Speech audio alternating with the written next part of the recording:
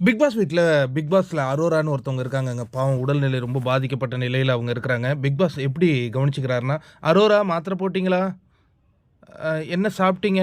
எதுவும் big pass apple தான் சாப்பிட்டோம் பிக் பாஸ். "கஞ்சி குடிங்க." அப்படின்னு ரொம்ப அக்கறையா கவனிச்சுக்கிறாரு. அவங்க கேட்குறாங்க, "சார் வர டாஸ்க்லாம் ரொம்ப இதுவா இருக்கு சார். இந்த முறை ஒரு 1 மார்க் கொஸ்டின் குடுங்க. நல்ல இன்ட்ரஸ்டிங் நான் செஞ்சு தரேன்." அப்படின்னு சொல்லிட்டு அதே மாரி 1 மார்க் தான் வைக்கிறாரு. அரோரா நல்லா பார்த்துக்கிறார்ல பிக் பாஸு. சரி. அதே நேரத்தில சபரி கேட்குறாரு, "எனக்கு கூட உடம்பு முடியல. நான் கூட மாத்திரை போட்டேன். என்ன கேட்க மாட்டாரா?" உங்கள கேட்க மாட்டார் சபரி. அது வந்து அரோரான்னா அவர் கேட்பார். "அம்மா வேலைகீல எதுவும் செஞ்சிராதம்மா அந்த பிக் பாஸ் வீட்ல. ஏன்னா அது உடம்பு முடியல. நீங்க ரெஸ்ட் எடுங்க கம்ப்ளீட்டா." ம். சரி.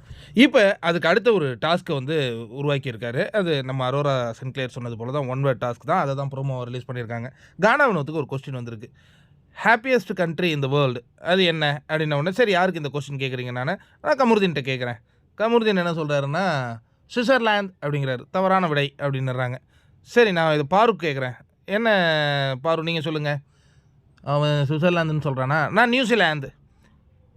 உடனே இப்ப என்னன்னா, சேலஞ்சுன்னு ஒண்ணு இருக்கு போல இருக்கு. இப்ப கேட்டவங்களுக்கே அதுக்கான பதில் தெரியலன்னா, ஏன்னா அவங்க அந்த குடுவையிலேருந்து தானே எடுத்து படிக்கிறாங்க. உடனே சரி சேலஞ்ச் பண்ணிடுறாங்க. உடனே கணவன் என்ன சொல்றாரு, "என்கிட்டயே கேட்குறீங்களா? தாய்லாந்து" அப்படின்னோனே, சரி நான் பார்த்து சொல்றேன்ட்டு பிக் பாஸ் போயிடுறாரு. எதுங்க happiest country in the world? ஆனா இந்த லாந்துலாம் கரெக்ட் தான் போல இருக்கு. ஃபின்லாண்டு.